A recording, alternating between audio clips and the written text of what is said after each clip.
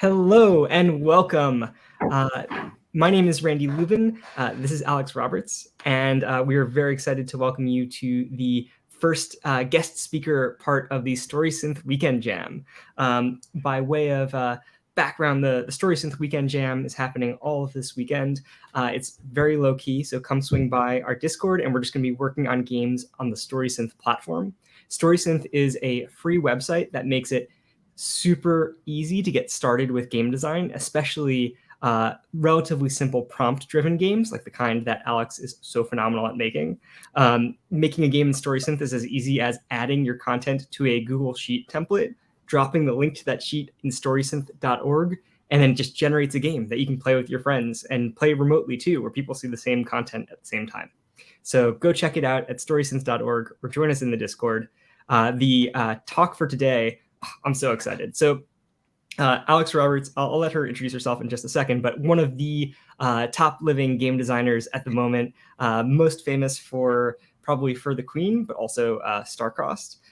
For the Queen and the Descended for the Queen games was one of the main inspirations for why I decided to make StorySynth. Just seeing how, what an amazing experience you can create from such a distilled set of mechanics, and also how beginner friendly it was to get into design by making Descended for the Queen games.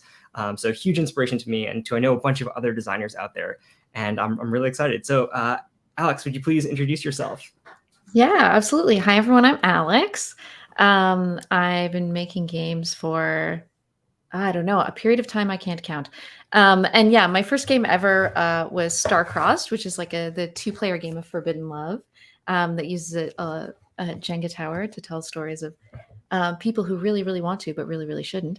And of course, after that came out, yeah, For the Queen, which is probably the game I'm best known for. I've also made a ton of other tinier games like Pop, which was in the Honey and Hot Wax anthology. I recently self-published my first game, which is Precious Little Animal, which I will talk about a little bit later. And I'm presently working on all kinds of other things. But yeah, that's me in a nutshell. Yeah. Should we do anything else? Say anything else before we just kind of get into design stuff? I'll say one more thing, and then I'll make you full screen, and you'll Mhm. walk us through and share all of your amazing wisdom and advice. But I'll say that as of this recording, we're still giving out micro grants for designers who want to get started with StorySynth. So we have about 20 micro grants remaining of $300 a piece. As I said, making games with StorySynth is super simple, so you're not signing yourself up for a ton of work in exchange for that micro grant. And there's tons of help available too. Like I'm happy to help on the implementation side. There are grant admins who can answer other questions. The grants are eligible to any designer from a marginalized identity, and the applications are online at bigbadcon.com. I'll share the link in the Twitch chat. So please apply. We'd love to help you make a game with StorySynth. But with that, Alex, I'm going to make you full screen, and we're really excited to hear what you have to share. Right. Okay, lovely. And just a note on StorySynth, it is a very, very, very useful tool. If you're working on a game, you should consider, or you want to work on a new game, you should consider using it. And if you are considering using it, please just apply for the micro grant. You can do it. I believe in you. I'm literally using StorySynth to work on 2 different follow-ups to For the Queen. It's a really, really nice prototyping tool, and it makes, ultimately, I'm always going to use a pile of index cards for any game I ever make. But the nice thing with StorySynth is that it's like a pile of index cards you can share on the internet. So in terms of prototyping and playtesting, really handy. Go check it out. Okay, that's my plug for StorySynth. But let's talk about games, and let's talk about questions in games. So I held up and showed off some of the games that I've worked on. But probably if you're watching this, what you know is For the Queen. And For the Queen is at its core just a bunch of questions. And of course, the final version has beautiful illustrations and all of that. But and it comes with its very own fancy X card. But I can tell you, it was a pile of index cards for a very long time before it was this. And essentially, you just go around the table and you all take turns answering questions. And you don't do any prep beforehand. You don't know who your character is going to be. Your character emerges through the questions.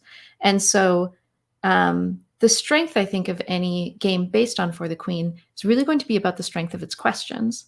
Although there's also mechanical innovations. We can talk about that in a minute. But this is something I'm very, very, very passionate about. When I'm not doing game design, I'm also a certified clinical counselor. And I can tell you that questions are also very, very important in therapy.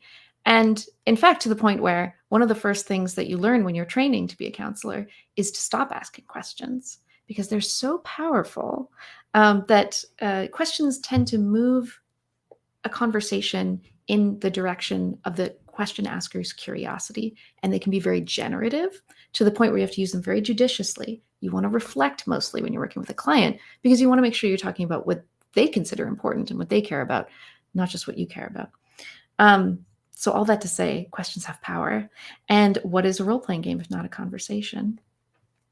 So before we get into like descended from the queen style design, something that's really, really, really important, I think, in all game design, no matter what the medium you're working in, is 2 questions.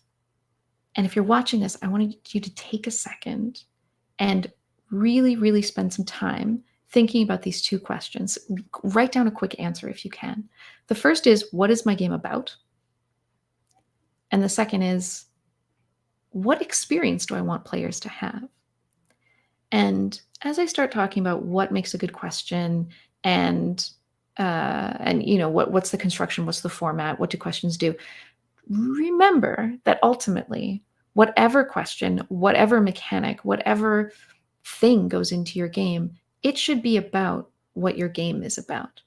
And so playing around with different formats and writing stuff out and prototyping will not necessarily be very useful unless you have a really strong sense of what your game is about. Of course, it will change over the course of your game design experience, but just always have an answer on the go. And asking that question about player experience is really important too, because you want seeing and reading and answering the question to have that effect. And obviously, a game isn't just about one single solitary experience. I don't want people to laugh at every single question, or, you know, if you're making a horror game, not every question has to be deeply terrifying. But if you have kind of a range and a general experience that you want players to have, again, when you're playtesting, look for that reaction, not just to the game in general, but to individual questions. When I was making For the Queen, I wanted it to be very dramatic. I wanted it to be very intense. I wanted it to be a little bit romantic, but in a complex way. And so when people drew questions and immediately gasped, I was like, okay, that's an absolute S tier question. I'm going to hang on to that one. As where if they pulled a question and they went like, huh, or something like that, if they were very slow to really connect with the question, or if they had to ask questions about what the question meant, then that question got cut. So as you are designing, remember to always be asking yourself, is this about what my game is about? And is this producing the kind of experience that I want players to have? And again, both of those things will change as your game evolves, but you need to have an answer. So I feel very strongly about that. And something I want to mention is that people think of For the Queen as like a prompt-based or question-based game. And it's by no means the first. For the Queen is really based, very heavily influenced on a design by Aleksandra Sontowska called The Beast, which is a one-player journaling game that involves a shuffled set of journaling prompts that you write every day for 30 days. And there's lots of other sort of prompt-based or played as a deck of cards games, mostly in the LARP tradition. I'm thinking of Jason Morningstar's Juggernaut, or Sarah Williamson and James Stewart's 183 Days. There are a bunch of other games that use that technology, but this one really is just a bunch of questions. And I think that simplicity appeals to people who haven't designed before, because making role-playing games sometimes looks a lot more complicated than it is, and sometimes is a lot more complicated than I would really prefer. But something I want to emphasize is that all of my games are prompt-based games, in fact, and questions are central to the way that they work. So in Star-Crossed, which again is this like cute, romantic, often tragic, sometimes sexy, two-player game about forbidden love. You have two characters who are very, very attracted to each other. And so on the character sheets, the two character sheets, most of what's on here is just prompts. The question, who am I? What is my most attractive feature? What are two things about me that I don't realize are attractive? Why can't I act on my feelings? Why is that important to me? So obviously, as players are putting together the world and deciding, okay, what's the kind of story we're going to tell, they're answering these questions in the abstract. But there's a lot of value in really asking someone point blank, okay, but why? Why is that important to you? What are you doing here? What are you not doing? Why are you not doing it? And in fact, Precious Little Animal, which is also a journaling game, it asks functionally the same question. You play it over 7 days and ask basically the same question every day. What 3 good things happened today? And you write them down. And so there's something about a question that just kind of demands an answer. And that means, in the context of a story game, means making stuff up. A question, to simply like stare blankly after someone has asked you a question, is just so not usually how people interact. It's very rare to do that. And so there's just kind of this like urge that most people have. Okay, well, someone is asking me something, even if I don't know the right answer, even if I'm not sure what my answer is, like I gotta say something. And putting your players in a position where they gotta say something is great.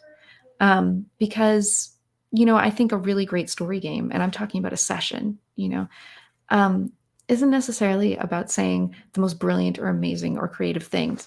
It's about just coming up with stuff a lot so that you can pick the best of what's being said and carry forward with that. So I use the word generative. What's a generative question? So when I say generative, I mean that it makes a lot of ideas come out, basically. And so one thing to make sure you're avoiding, unless you're using it for very dramatic effect, is a yes or no answer. So if you're looking at your question and it can be answered yes or no, then probably it's not going to elicit a bunch of discussion. That's actually why For the Queen ends with a yes or no question. When you get to the end of For the Queen, everyone has to go around in a circle and answer, the queen is under attack, do you defend her? And the fact that everyone just says yes or no literally stops the discussion. It's an ending question. So very handy in that circumstance. But if you're still in the middle of the game, or especially if you're at the beginning of the game where ideas are still coming out, and you're in that really, really exploratory figuring out who we are and what we're doing phase, the last thing you want to do is give people the opportunity to say one word and then move on. So if you're not asking yes or no questions, then you're asking questions that begin with when and what and where and who. And if you really want to really make people make stuff up, ask them why. Something you should almost never do, actually, in a therapy session is ask someone why. And if you're trying to figure something out and help someone understand something, or you really need the truth from someone, you should never ask them why, because it's kind of a demand. It's kind of an interrogation. And people often answer why with like a moral justification, like here's why it was okay for me to do that, or they are kind of scrambling for an answer because you're asking someone the reason for their behavior. Most people don't know the reasons why anything. I mean, why does anything happen? Philosophically or internally, or I don't know, economically, right? Why is actually a really difficult question. And so, therefore, why really puts people kind of on their back foot, and it makes them make stuff up. So again, in the context of trying to find out the truth from an individual person, not always a useful question. In the context of telling a story together and a conversation that is generating fiction, why is an awesome question. And so you can even start with a yes or no question, and you just put why on the end. Now we're making stuff up. Now it's generative. I played a really fantastic Descended from the Queen game just a couple weeks ago called Viva la Queer Bar. You should totally look it up. I don't know, put a link to it somewhere. So Viva la Queer Bar has the same sort of prompt-based structure that For the Queen has, but all of the questions are about a place rather than a person. But what I really, really admired about it was that it had really, really strong, well-written questions. And it really prompted me to look at my game, look at games that I'm working on that are descended from the Queen, look at a bunch of different ones, and kind of figure out like, what is the structure of a really strong question? And here's what I figured out. A really, really good question will, first of all, in some way focus on the present, bringing back to the present somehow. So even if the question is about your past or about what you would like to happen in the future, it should always come back to like, and how are you feeling about that now? Right? Like a question about the future is like, what are you dreaming of in this moment or fearful of in this moment? And a question about the past is, okay, what do you remember in this moment? Or what memory is coming up now? Or when you reflect on this, how do you feel now? Or what does it make you want today? So being in the present is good. But ultimately, I think there's 3 qualities to a really, really strong story game question. And this is true, again, whether you're working in for the Queen kind of format, or whether you're just asking people questions at the table, or if you're using questions in a different way in your design. I think a question should convey interesting information. It should leave an interesting gap in that information for players to fill. And I think it should also, at some point, make the question itself a little bit more specific or complicated. So let's see if I can pull a decent question. Oh, hey, this is great. I love just pulling. Not all of these are perfect questions, but I really like this one. So this is a question from For the Queen that says, you sometimes think you might be the Queen's favorite. Why? And why does this worry you? So picture that 3-part structure. It tells you something about your character. You sometimes think you might be the Queen's favorite, right? That tells that, okay, that's something that at least your character, it doesn't tell you you are the Queen's favorite. It tells you your character kind of sees it that way or perceives it or has some sense that that might be true. It says something about your relationship to the Queen, that could even be a potential thing that you consider. And then it asks you why, right? So it opens up that gap of, okay, yeah, you think you're the Queen's favorite, but now I need you, the player, to tell me what makes you think that. And then it makes things a little bit more complicated. And why does that worry you? So that's something that kind of turns the initial part of the question not quite on its head, but makes it a little bit less clear.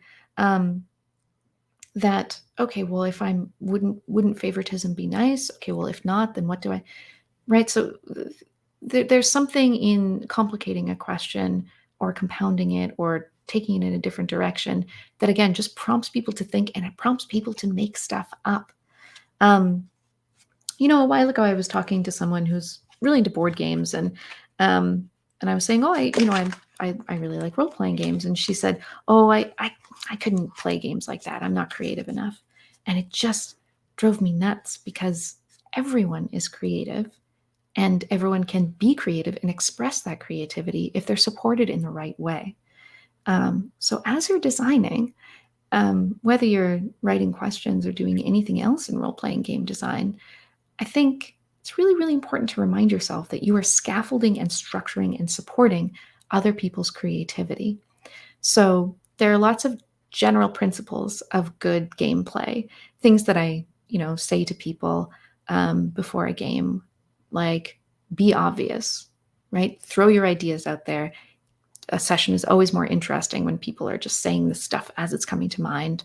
And I can say, listen to each other, right? Every session is so much better when players are paying attention to what other players are putting forward. And if your game has a GM, it's especially important that you as a GM listen to your players because they're telling you what they want to focus on in their game. So you can kind of give out those principles, but really think about the way in which your mechanics, the rules, what you are telling players to do, how is that supporting those ideas? And again, I think asking a point blank question that needs some kind of creative answer, just whether or not people believe that they're creative, they will start making stuff up.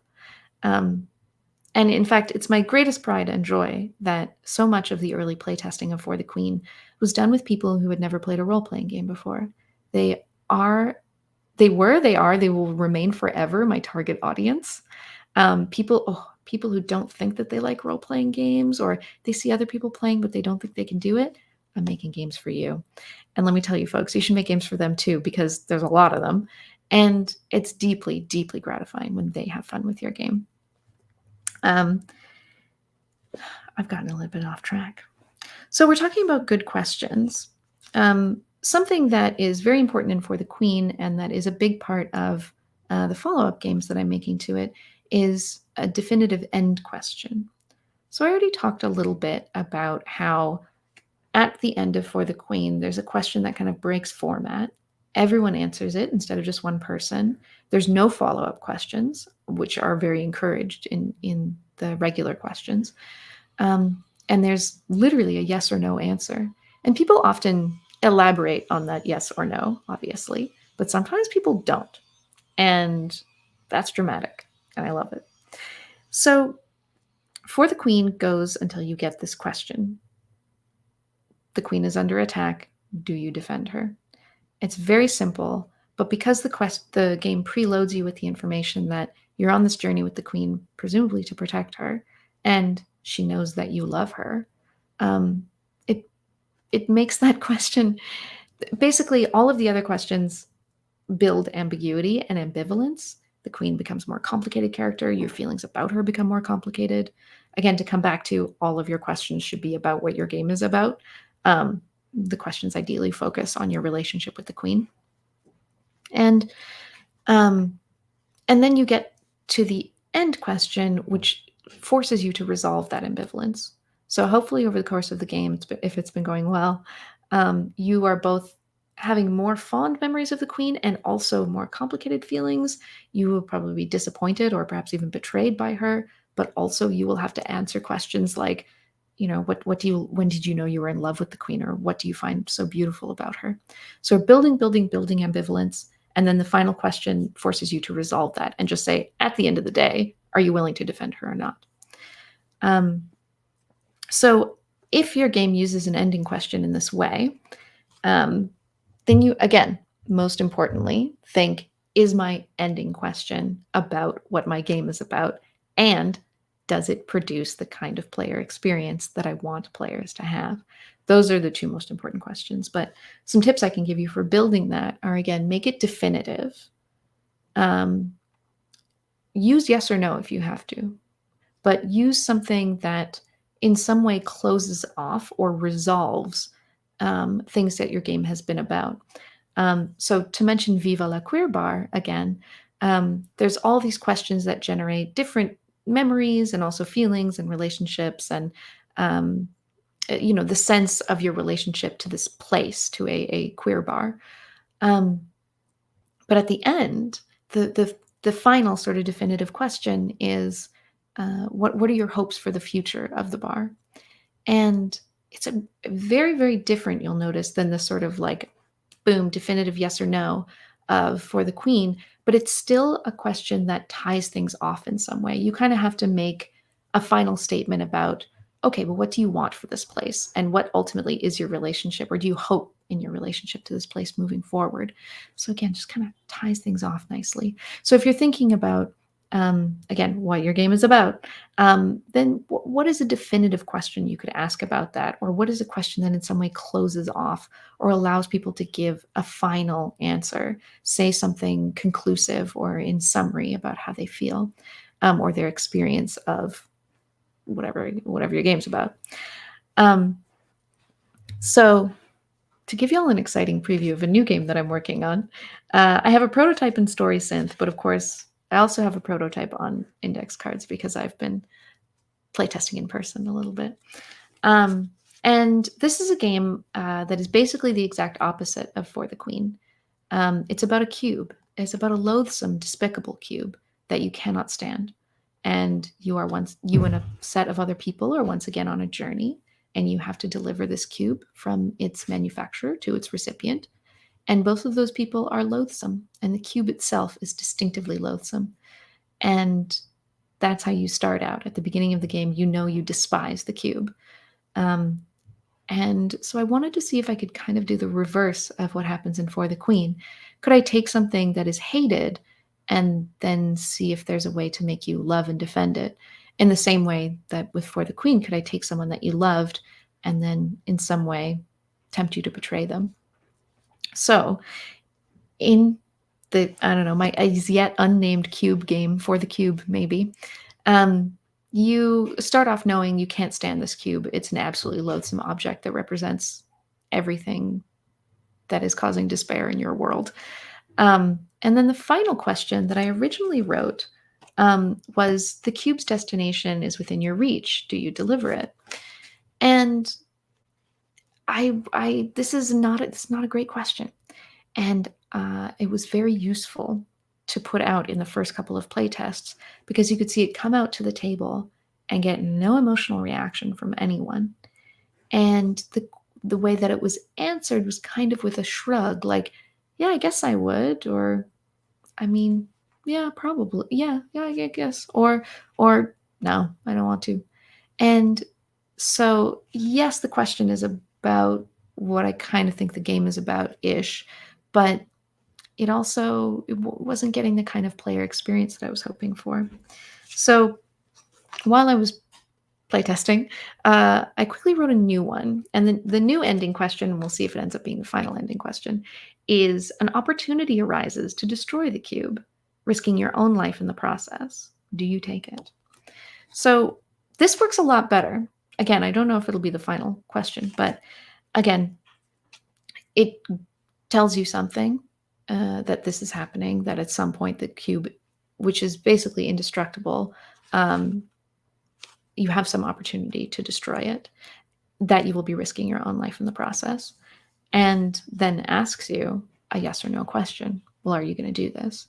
Again, you've started out despising the cube. Can we build up enough ambiguity that you are not sure whether or not you actually want to destroy it, or are willing to risk something just to destroy it? And I can tell this works better because people look a little more conflicted. There's a little more reaction at the table that's, ooh, that kind of thing. Love to see that. Or a little more surprise, or people start laughing nervously a little bit. Love to see that at the table. And people's answers are more fraught and complex. And they're more likely to say, no, actually, I can't bear to destroy the cube. I'm obsessed with the cube. I'm devoted to the cube, because of the questions that they've been answering along the way. So that's just an example of how you can work on a definitive or ending question, but I bet that will continue to iterate, and we'll see if that's the ending question that I end up with in the final version of the game. I mentioned the X card a little bit earlier, and I think that's probably the last thing that I want to talk about before we go to questions. If people have questions, if not, I can always keep rambling about game design. But yeah, I showed off our fancy X card that comes with For the Queen. There's also one that comes with Star-Crossed, but I really, I'm a big proponent of the X card as a safety tool. Whether or not people realize it's actually kind of a trauma-informed tool to have at the table. You can use the X card in just about any emotional state. It's really solid, and it's a really, really nice backspace button. And so whether things are coming up that feel really uncomfortable or feel scary or are just not okay to talk about at the table, or if things just don't fit, if a question just comes up that doesn't really fit with the way that you've been talking about, you can exit. And so I would consider, there are lots of different safety tools and lots of different reasons to use different ones. I would say that when you're designing a game that is completely prompt-based, I really, really recommend using the X card. If anyone watching doesn't know the X card, this is a tool that you just keep on your table. And whenever anything comes up in game, whether it's a question that comes up or an answer to a question, or something I say or something the GM says, or something that just seems to be kind of emerging as a theme, anyone at the table can just tap the X card or just hold up the X card, or say, let's X that, do one of these. And it's just a way of saying, let's not have that in the game. Let's come up with something else instead. So there's no wrong time to use this. And I think it's really, really, really helpful to you as the designer, actually, in this instance. So, John Stavropoulos and everyone else who worked on the X card really came up with it thinking about player safety in mind. But it takes a huge load off your mind if you're making a prompt-based game, because if you're wondering to yourself, well, does this question conflict with this question? Or if they answer this question that way, does that make this question totally moot? Those are things you can be looking out for, but it's very, very nice to know that ultimately, if a question comes up that just doesn't fit with the story, your players are not stuck with it. It is as easy as just saying, I don't really get, let's exit, and picking up the next one. And I really encourage you in your game instructions to make that as easy and normal as possible. Again, not just as a player safety thing, but really just to make the experience of the game a lot smoother. So yeah, use whatever safety tools that work for you, but really in a Descended from the Queen game, it's super handy. I recommend it. So I don't know if we have any questions or anything. One thing I totally forgot to do, normally when I do a talk like this, I like to ask people to write down a question, whether or not they think they're going to use it or whether or not they want to ask it in front of everyone. But I neglected to do that this time. So I don't see anything in the chat. I'm coming back in. I saw one question in the chat to start with, and then I have plenty of questions while we wait for the audience to chime in with their own. But first off, thank you. That was a phenomenal overview, and there's so much good advice in there. Already informing how I'm thinking about some of my upcoming games. Hey, now I've got the actual, I had private chat open before, and I was like, I'm not seeing anything. Now I've got the comments open, and I can see that, in fact, people are very excited. This is lovely. People love it. Okay, so one question I see from Dissonance is, I'll just read a subset of it. So one thing I frequently run into, though, is that some folks resist bending the implied fiction of a prompt to fit their own good ideas. How do I strike a balance between a prompt that's generic enough to be perceived as open-ended and specific enough to spur others' imagination? Or is that even desirable? Ooh, that's such an interesting question. Right. Okay. Bending the implied fiction of a prompt to fit their own good ideas. I would say something to think about is that there is a certain strictness to a question, and you are in fact kind of asking something very specific of your players, and you are kind of forcing them into a corner a little bit. And I consider that good. So I think a more generic question really allows for players to really reach in, really come up with whatever, really pull in stuff that they're already interested in and excited about. As where a much more focused question will kind of force players to make a decision. And again, because you have this lovely X card, if they really can't deal with this new fact being introduced to their character, you can always just exit and pick the next one. Beautiful. But I think there's actually a lot of value, and I've seen a lot of players really sit with, okay, this is completely counter to how I've seen my character so far. That's interesting. And it might take a moment, and they might really have to sit with it and figure it out. And they might have to listen to suggestions from other players. But that moment of stuckness, where things aren't going exactly where they expected it, I think is actually a really fruitful space. And I think, again, depending on your game and the tone of it and what it's about, can be really interesting and really generative to sort of just shift the way that the players are thinking about it and to have it go in a direction that they weren't expecting. I mean, is why we play games, right? If we just had a story and we just wanted to tell our story, you can just sit around and tell your story. But I think the advantage of playing a really good story game or role-playing game is that you are just kind of forced to not tell the story that you would have randomly. So that's part one of my answer. But also, I would say make sure that you're talking about kind of a kind of question, or you're looking for a balance when writing questions in general. But I would say playtest, playtest, playtest, because really, I think I've given you good information about how to generally build a structure of a good question, but ultimately you have to play test them. You don't really know until the card hits the table. So that's very important. Third, because you're talking about, okay, I want to open-ended, but also specific enough to spur, like, really think about that three-part structure, that you're giving players something, but you're also asking something of them. And whether it's like why is the most obvious, like, okay, tell me something about more specific about this. But there's lots of different ways to structure that. So, you can say you had a dream about the cube or the queen. But then you can ask what imagery from that dream is staying with you the next day. Or you can say, there is a rumor about you and the queen.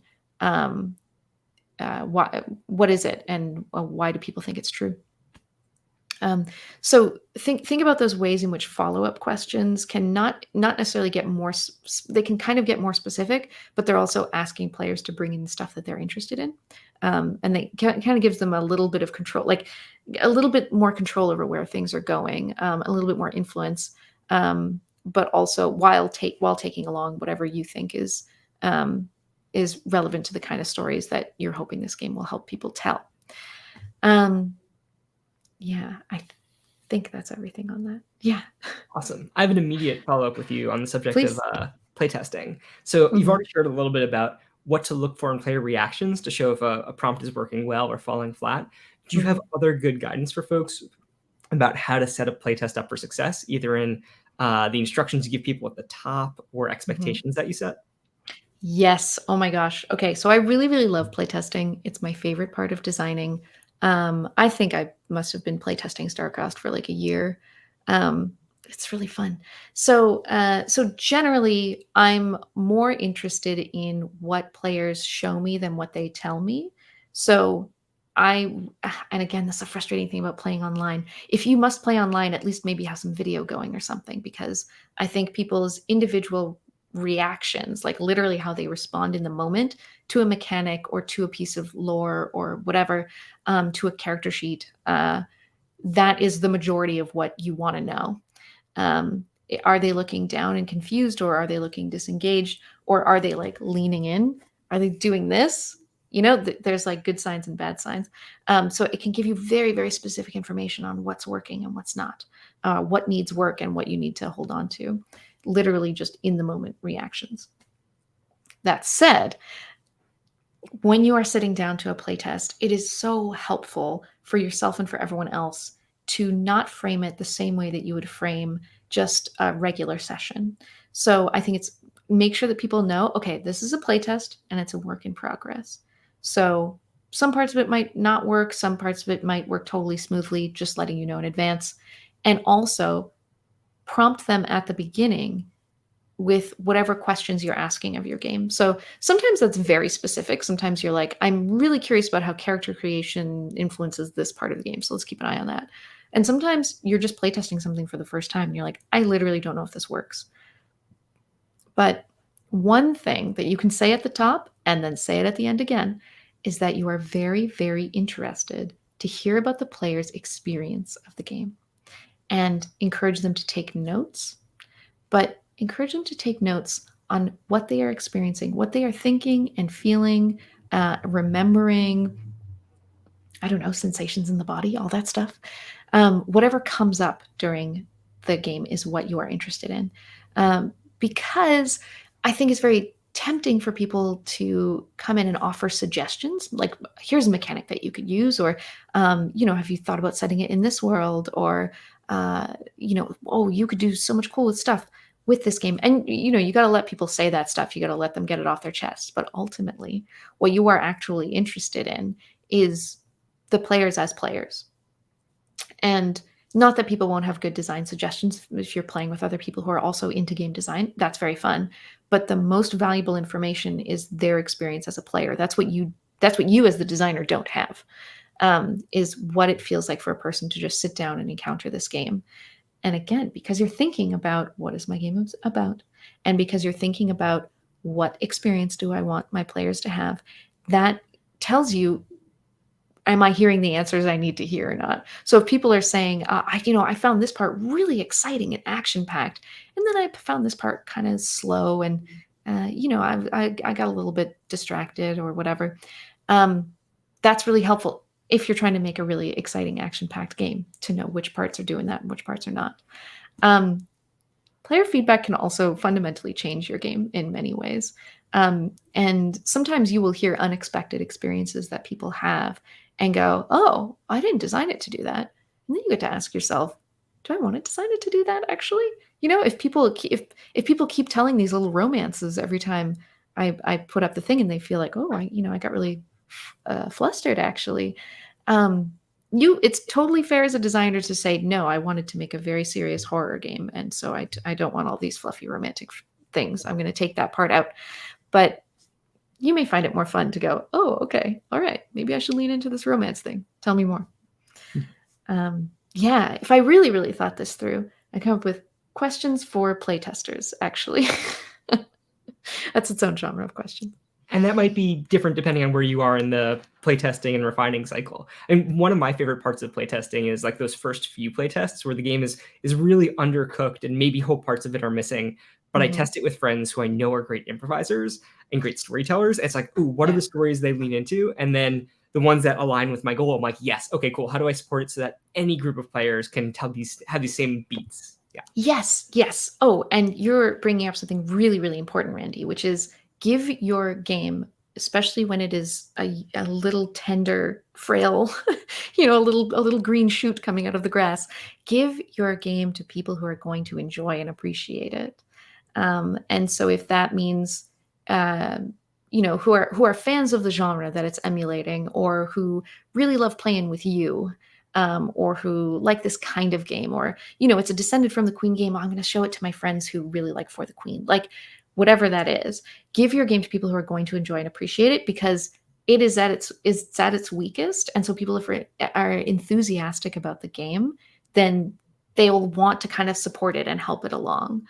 There's totally value in in someday playing it with people who wouldn't normally play it, or who are not used to that genre. Like, that can be interesting information. But I think especially early on, give it to people who are going to be excited about it, and give it the benefit of the doubt, and be willing to fill in the gaps. And ultimately, who is your game for? Like, that's a less important question than the two questions I've really been emphasizing. But it is helpful to think about, who is my game for? So that's why I really early on play tested For the Queen with people who hadn't played any role-playing games, because I was interested in their feedback and I needed it to work for them. If it worked for other people, great, but I needed it to work for them. And so you may not have a clear idea of who your game is for, in which case play with the people who you think are going to enjoy it, or who enjoy hanging out with you, or who you have a good play style with. But yeah, that's another little question you can ask yourself. Is there someone who this is really for? And how do I get it to them early? Awesome. For everyone still streaming, please put your questions in the chat. I don't see any unanswered ones yet, so I'll ask another one. This one's tied to, at the very beginning of the process, there's something which I'll sometimes call the tyranny of the blank canvas, where it's like, okay, I know I need like 40 questions or 60 questions, but like, oh, that's a lot. Do you have any advice to folks to like just get them started and get them generating lots of things that they can later edit down? Yes, definitely. Okay, a couple of tips and tricks. One thing is the same advice that you give to people when they're playing a game, which is just be obvious and don't care if it's good or not.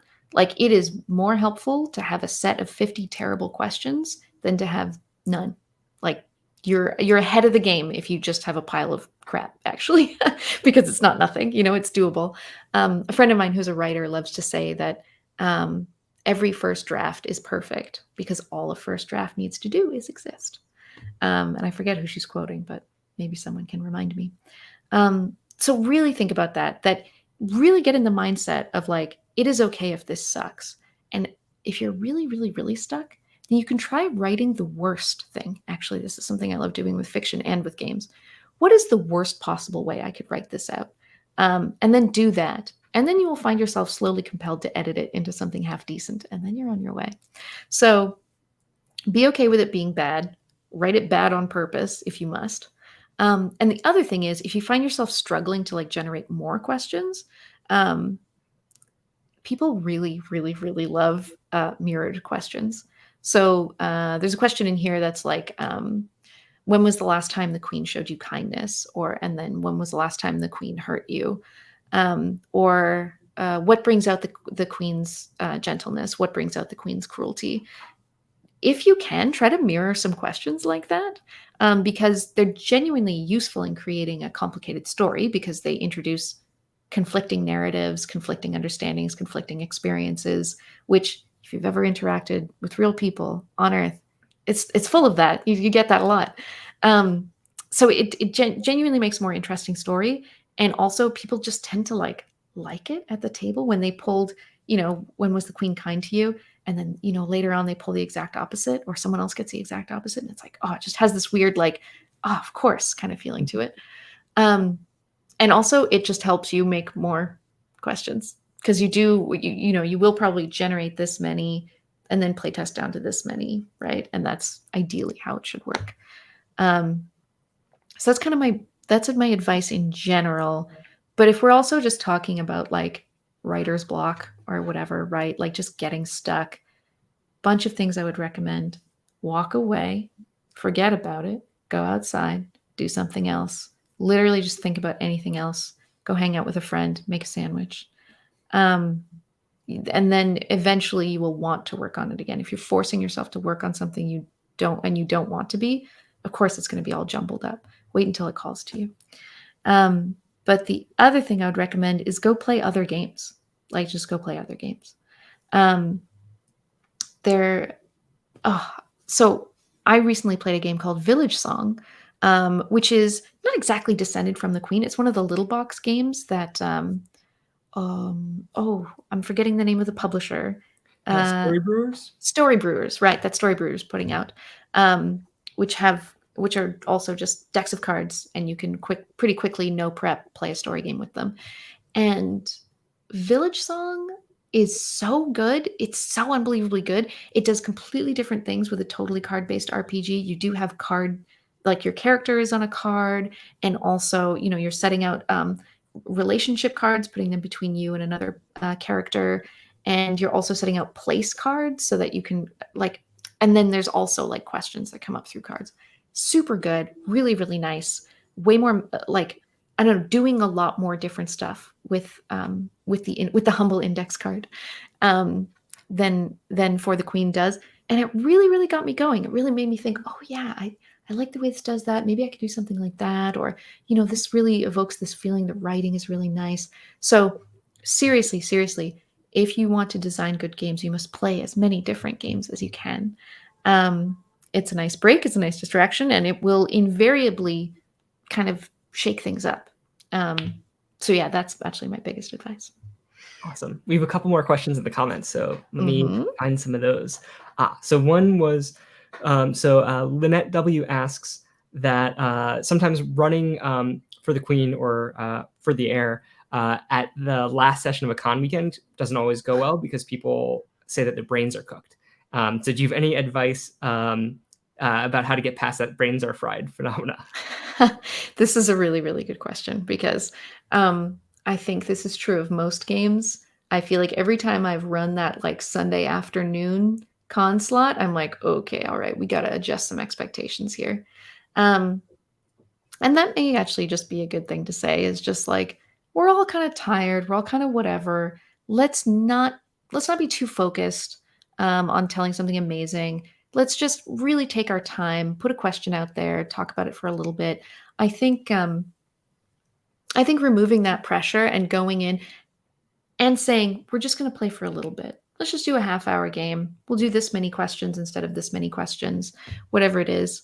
That can also help people kind of like lower that pressure of like, oh, I can't come up with anything good. Because again, very often when people get into this mindset, it's actually not that they can't have ideas. It's that they have like sort of, they have nervousness about coming up with ideas, which is the death of coming up with good ideas. So there's some of that. But also, if your brains are totally fried, and yeah, after you've just been working 9 to 5, like it is hard to kind of, okay, I got to think of something. Again, I think there's actually a lot of value in just like taking 5 minutes and not playing the game for a little bit. And this is gonna sound very simple, but drink some water, have a little bit of caffeine if that's your thing, have a little bite to eat if that's your thing, take a couple breaths, like really come back to the body because I think that kind of like exhaustion, um, yeah, if you're trying to fight through that exhaustion and like make something happen, it's never going to work. So I would say take your time, set the expectations, say to everyone, it's fine if we just get through a little bit, and I'm going to make a cup of tea as well. That's best advice I can give you. Awesome. Yeah, I think that's great. Mhm. Another question from the comments. Dissonance asks, so Dissonance is working on a game called Compersion, and some prompts are aimed at the table overall versus individuals. Do you have any thoughts and advice on crafting prompts for the whole group versus just for one person to answer? This is a great question. So this is something I've actually been thinking about in my own designs. For the Queen, very, very simple, and there's a lot of things that it doesn't do very well. Um, Actually, just everyone. If you can make a Descended from the Queen game that builds really compelling relationships between player characters, or that builds a really satisfying narrative arc, or uses different piles of questions in interesting ways, please do that. I would be so thrilled. I wish someone would. Um, but all that to say, so when you're asking a question of everyone, I would say the most important thing is to make sure that that question is subjective. Um, and people having different opinions about things that happen, doing a little Rashomon type stuff, really, really good. So questions that everyone can answer for themselves and that everyone will probably have a different answer to. So if you're asking about like what happened when, then people might have different perspectives on that event, so their answers will be a little bit different. But ultimately, they're all kind of be talking about the same thing. And the last thing you want is to get to the next person to give their answer, and they say, basically same. Yeah, yeah, what they said, right? That's death. That's a loss of an opportunity to make up stuff. So make sure you have something that there can be a bunch of conflicting answers to, and that everyone will have a roughly different answer for. So instead of saying, what happened when, you can say, where were you when, or what was the first thing you did when you heard about this thing, um, or what was your initial reaction, or what did you lose when this, or in what way did you gain when this, whatever. So it can be something that, yeah, make sure that it's something everyone's answering, but it does still have to be kind of personal or individual in a way. um, if that's helpful. Let me know in the chat if that's helpful. I'm seeing some excitement for sure. I think that help those are great principles to keep in mind. I think we have a few minutes for more questions if folks want to chime in. Otherwise, Ooh, I have another question or two to throw out there. Oh, I go ahead. see a great question in the chat from Lynette, which is, my first thought is, how do you make sure every voice at the table gets included? Heck yeah, Lynette, I care about this too. Soft voice havers around the world. Thank you. Um, I've learned to be very loud over the years, but not everyone should have to learn this valuable skill. Um, this is really, really, really important to me, and it's also something that I was very focused on when it came time to playtest for the Queen. I really loved playtesting it with my little sister. I say little; she is a fully grown adult, but she's someone who is just very quiet and can be very shy, and I always want to hear more from her. And so I would say a couple of things. One, I think that the format of turn taking is really helpful. You pay a price with turn taking because it also puts people on the spot, which is not everyone's favorite thing. But that's why there's a pass on your turn mechanic, honestly. Um, I think also the X card is really helpful for this because sometimes people are withdrawn from the table because there's stuff coming up that they're really nervous or hesitant about. And so if they have some power to put that aside or to ask for to go in a different direction, that's going to enable people to speak up and act. I would say where I'd really like to do better around this is that in For the Queen, you are very much encouraged to ask follow-up questions, and you're allowed to make suggestions on other people's turns. So to say, oh, you know what might be a cool answer to that. And I'm leaving that there because 90% of the time it's very, very helpful. People are making suggestions and they're batting ideas back and forth. And the follow-up questions in particular, I think a really great session of For the Queen is actually determined by the quality of follow-up questions and how much of that goes on. So I'm leaving that there, but it does open up this thing where some people are just really comfortable contributing and some people are very, very withdrawn.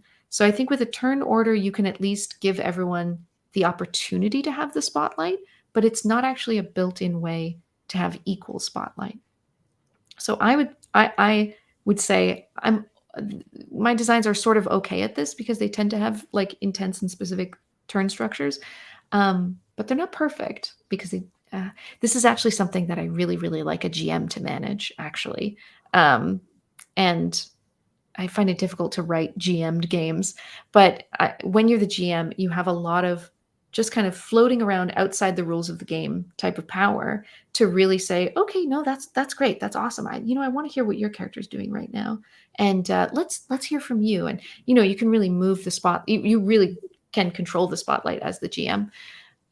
So that's one way to do it, is have a GM role and just tell that GM very explicitly that that's part of their job, is to hear from everyone. The other thing is to take it upon yourself as a player, if you can do it, to say, we haven't heard from you. I'd love to hear your perspective on this. And my final word on that is just that something I'm having to learn is that everyone having access to the spotlight and everyone having the opportunity to contribute might not be the same as everyone speaking the same amount or contributing the same amount. It is difficult for my extremely extroverted self to imagine, but some people actually just prefer to not say as much. So again, really think about that as your marker of success as well. Did everyone have the equal opportunity to contribute and the possibility? And were they welcome to contribute? And really assess based on that. And assess, again, based on player experience. If the quiet person is walking away from the table saying, wow, that was a great session, it was really fun, then they're enjoying being quiet. If they're walking away from the table thinking, oh, I was kind of having fun, but I felt really drowned out, then not so much. This is where private feedback, individual feedback can be helpful, sometimes a lot more helpful than a big group discussion at the end of the game. Yeah. Awesome. So helpful. Thank I you. think we're coming toward the end of our time. So Yeah. a few questions for you before we break, just meta questions. One, where can we find you online and support you? Oh, thank you. Best thing to do, come join me on Patreon. I'm at patreon.com/helloalexroberts. And I love posting little updates and previews and tiny little games and game mechanics and general updates on my life there. So please come hang out and support me there if you can. But also, I'm also on Twitter. I'm at Muscular Pikachu on Twitter. So you can talk with me about games there. Go to helloalexroberts.com. That gives you all the different ways to interact with me, including sending me an email, which I tend to enjoy getting from fellow gamers. Awesome. Definitely do back. The Patreon's great. I really like the inside looks at the design process. Any closing thoughts for folks?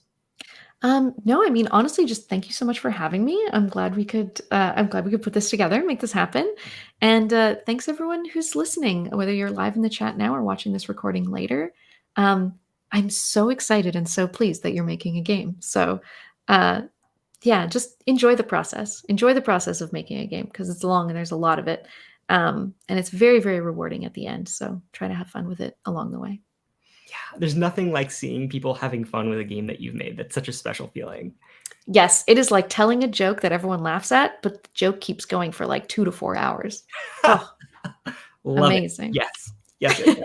Well, again, Right. thank you so much. Thank you so much to our audience. And once again, I'll hype Story Synth Weekend Jam is happening this weekend, but even well beyond that, come hang out in the Discord. There's tons of folks happy to help out, provide advice and guidance on both the game design process itself, as well as how to build something and share something with Story Synth. So come hang out with us there. Oh, and if you're interested, apply for one of those micro grants. Again, we still have about 20 micro grants left, $300 each, and super beginner friendly. If you wanted to, you could design an entire game in a weekend, although I highly recommend iterating and playtesting beyond that. Well, thank you so much, and see you around. Bye, everyone.